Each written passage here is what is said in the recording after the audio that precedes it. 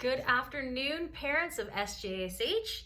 Here is your long-awaited parent information video. So this video is intended for our new families or families that want a refresher on our procedures and protocols here so that you are up to date on how we run things and how we operate. Now this video is intended to describe typical days and typical procedures. This will have nothing COVID related, nothing new procedure related. All of that was given out beforehand. This is just talking about our daily procedures. So parents who've been with us a long time and they know about Homework Club and they know about our code of behavior and they know about our parking lot and how things work and operate, you might not choose to watch this video.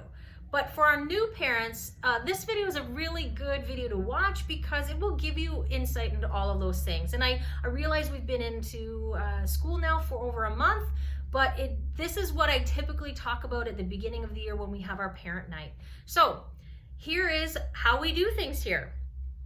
First, our parking lot is one way. So many of you or all of you have seen that you come in the one side, there is a solid yellow line down the side. So when there is traffic, we ask that you park side by side and wait for the next person to let you through. There will be a parking attendant at the stop sign. We'll let you know if it's your car to go next or the next car. Please do not stop to pick up your child, even if they're right there. I'd like you to come around and park. By stopping, what it does is it stops everybody else from in the lineup from going on. So if you've been given a chance to park, go around, park your car, your child will meet you at your car, and that will allow the rest of the traffic to continue to flow through. We don't want to get a backlog. Speaking of that, there's no parking on Trillium Drive. It's quite busy. There's a lot of trucks that go back and forth, and the reason why we have our pickup at the back is to keep the kids safe. So don't stop on Trillium Drive or ask your child to just walk out and meet you. It's just not safe. And if I see it, I'm going to go out and I'm going to stop you. And I'm going to tell you that your child is not coming out to meet you there on Trillium Drive. So please come into the parking lot and we'll get you your child there. As well, drive slowly. When you come in, sometimes I'm standing there and parents, when you're driving up and turning left into our building, because there's no curb right there, you're able to just kind of scooch in very quickly. Slow down. I realize that there's no one really walking on that side, but there might be. This is a school parking lot. When you come into our building, really slow down and go down our driveway slowly. Stop at the stop sign. Even if there's nobody there, stop at the stop sign and proceed very slowly through our parking lot. All of the regular rules are there. No cell phones, please, when you're driving, seat belts, even no smoking. We're a no smoking school on the whole property. I can't have you smoking even in your car. So please just no smoking, no cell phone use. If you're on our property and you're using your cell phone while you're driving, I'm gonna stop you because it's illegal and I can't have it. So next, calling the school for any lates or absences. So you can call the school. Phone number is 519-888-6620. And you can let us know of any lates or absences. Also, you can email me, so principal@sjsh.ca, or you can email the office at office@sjsh.ca. You could also text us. We do have a cell phone that you can text, and it is 519-588-6620.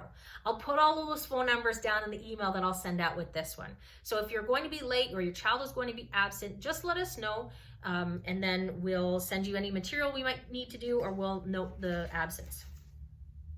Uniform. So uniform, we have two different uniforms. We have a regular day uniform and we have a dress uniform. Dress uniform, some students say it's Mondays. It's not really Mondays, it's the first day of the week.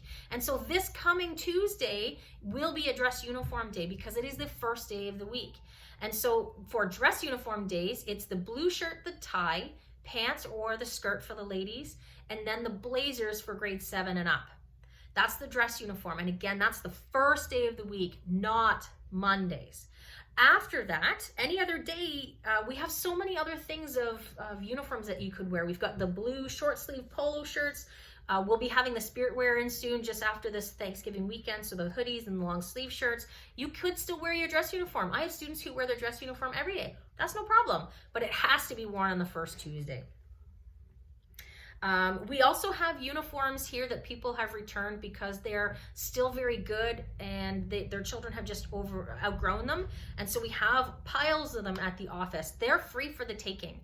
If you'd like to come in and see what we have lots of multiple sizes. Please just call the school. You can't just stop in, but call the school, arrange a time to come in, and we'll let you look through there.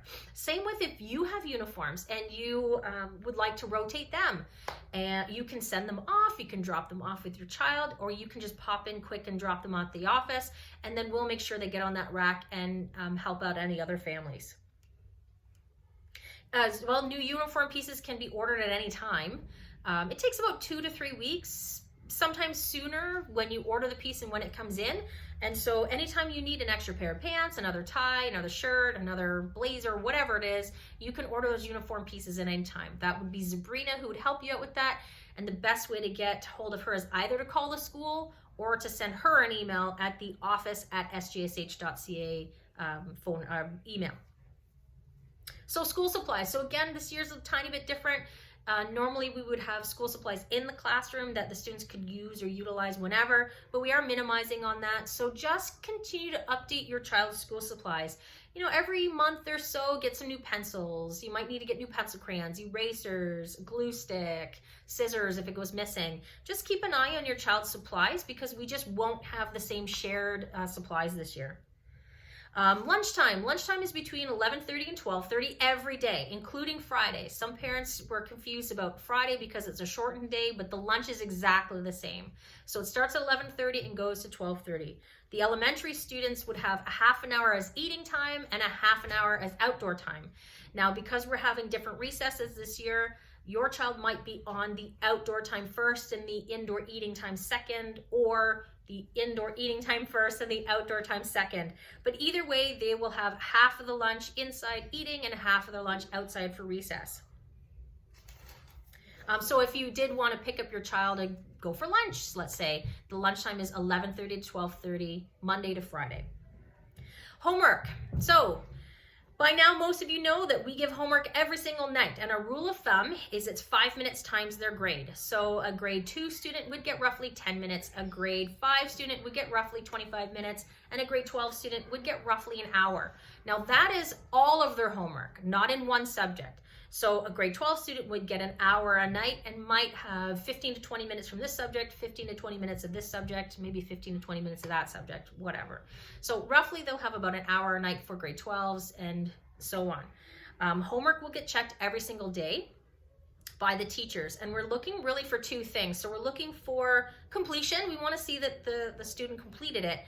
But almost more importantly, we're looking for effort and for attempt, like a good, honest attempt. And the example I always give is, let's say I have a student who completed all of their math, and they wrote it, let's say they wrote it in an orange pencil crayon, and it was on a ripped piece of paper out of a book, and it was all askew on the margins. But all the questions were done, and actually the person got them done correctly. That person will get a homework strike because it doesn't meet the set expectation. It needs to be in the book. It needs to be dated. It needs to be titled. It needs to be written in pencil. It needs to be in the right section of their math notebook. So they would get a homework strike for that technically completed homework. Whereas a student who wrote it in their math book, title and date, wrote it all down in pencil, it's organized, but didn't get the questions right, or attempted them, but then stopped partway through because didn't really understand them, that student won't get a homework strike. What it does is it lets the teacher know either 1, we gave too much homework and you weren't able to complete it, or 2, we need to give you some more guidance on this. So that person wouldn't get a homework strike, they would get the help they needed to do that. So we're checking homework for completion and for effort and for general organization and everything, because we're making your child an effective student. And in order to do that, we really, really, really need your help. And what I mean by that is I need your help to stay out of it. And I know how difficult this is. I've had this conversation hundreds of times over the years. Your child's homework is their job, not yours. It's our job to help them, not yours. Let us figure that out. If your son or daughter comes home and doesn't know how to do the homework and is frustrated and doesn't know what to do, don't help them with it. Write me a note. Send me an email. Write the teacher a note in the agenda. Say, Miss Ramirez or Miss Taurus or Mr. McKee, so-and-so had a trouble with their homework and they tried and they couldn't get it done. Can you please give them some help? If you do the homework with them and they come back and it's perfect, we say, this student was able to accomplish this homework independently in the set amount of time that we gave them. And so we'll give them the similar amount of homework with the similar expectations. And if you don't communicate with us that they can't do that, we're not successful and you won't think we're very good. So what you need to do is promise to stay out of it, as difficult as that is.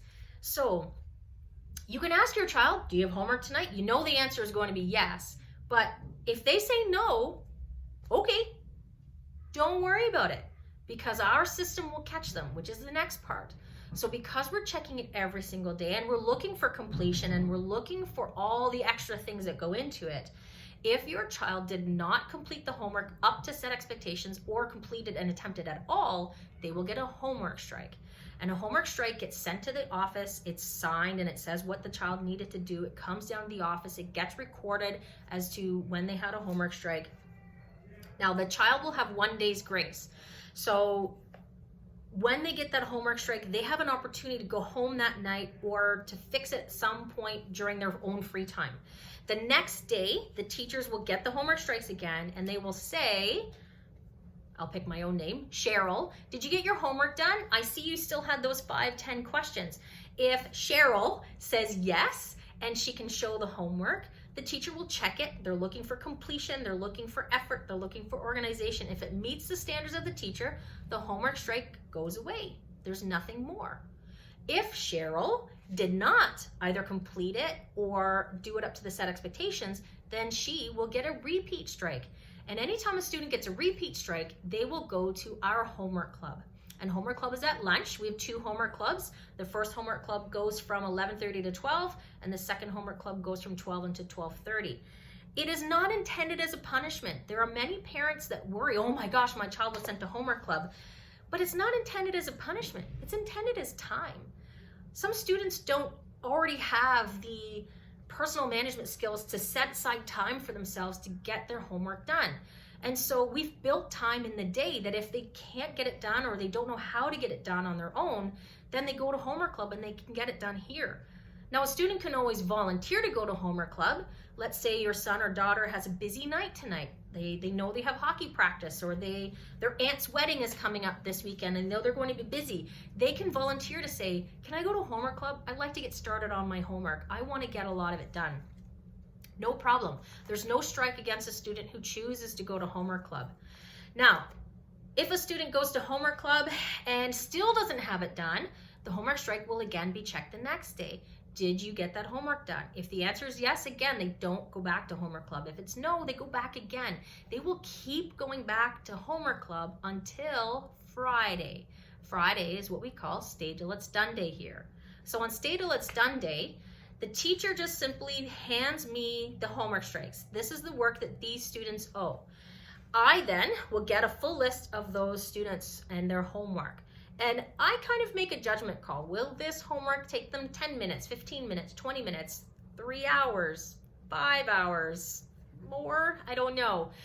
But if I feel it's going to take longer than the regular school day, I will give you a call, Mom and Dad, and I will say, little Susie, Johnny, Mary, whomever still has homework to do, and can you pick them up instead of at 2:30 or 2:45? Can you pick them up at 3:30 this Friday? Give them an extra hour, or maybe 4 o'clock, or maybe 4:30. I don't know. Now, I know parents, sometimes that really cramps on your plans. Oh, we were going to the cottage, or we had dinner plans, or whatever else it is. I know when that can be an inconvenience, but please, if it doesn't cut into something, please let the children stay. Please say, okay, Mrs. McKee, they can stay. I'll pick them up when you need me to, because it sends them a very important message. It sends them a message that homework is really important and that it's their job to do. And if they haven't finished it, they have to finish it before they continue on with their day or their weekend. There's the odd time that I let a student go ahead of time. So If I have a student who's never been in Stay Till It's Done Day before, and it's the Friday, and I can see that maybe they've got a little bit more to do than what they can accomplish in this time period, the student can ask me for the privilege of completing it over the weekend and handing it in Monday before the start of the school day. Most of the time I will say yes. So I will let you have that privilege. You have to show it to me though Monday before the school day starts. If they come in Monday morning and they come to my office and they show me the homework and it's completed, they can continue to ask for that privilege again on a potential next Friday if that does happen. If they don't have their homework done up to the expectations on the Monday before school starts, they can't ask for that privilege again, at least not in this semester. So the next time they have homework to stay till it's done, they really do need to stay until it's done. So parents, with homework, the two big things I appreciate your help with is one, don't help your kids with their homework. If you see they're really struggling, communicate with us and we'll adjust. We'll help them. We'll get it done. And two, if your son or daughter isn't Stay Till It's Done Day on a Friday, please support us and pick them up at a later time so that they can get that done. Those two things is how you can help your child with homework. So I really appreciate it. And again, homework, see other schools, they use homework as a way to finish off what they should have done in class. Oh, I didn't get time to do this. You guys finish this at home. Or, oh, I'm not going to get to that activity here. Do it for homework. That's not what homework should be for. Homework is to master the skills you're doing in the class. So if your son or daughter are doing, I don't know, adding and subtracting fractions, let's say, and they're doing that in class, for homework, the teacher would assign 1 or 2 additional questions to practice. It moves what they're doing from short-term memory into long-term memory. It moves the skill from practice to mastery. That's what homework is. So it's not intended to learn brand new material. Your son or daughter should not be coming home with anything that's brand new. It's practicing what they've done in the school. All right, moving on. So report cards. We have 6 times in the year that we have report cards, and interviews are conducted typically after each time. There's only 3 times when interviews aren't scheduled. One is for the interim reports for high school students, which just came out a little while ago. And that's just a snapshot of how your son or daughter has started the semester. The second one is the very end of the year. We don't have interview times after June 30th. That's just a final wrap up of the report card. So the next report card that's coming out is October, middle of October, end of October, and that reporting period will have an interview time. Again, in years past, it was more of a structured interview time where parents came in, but this time it's going to be phone call or Zoom meeting or in-person meeting. So that's how interviews will go this year and report cards. This video is already almost 20 minutes. I'm going to stop this video. This is the end of part 1, and then I'll be back shortly with part 2. Thank you.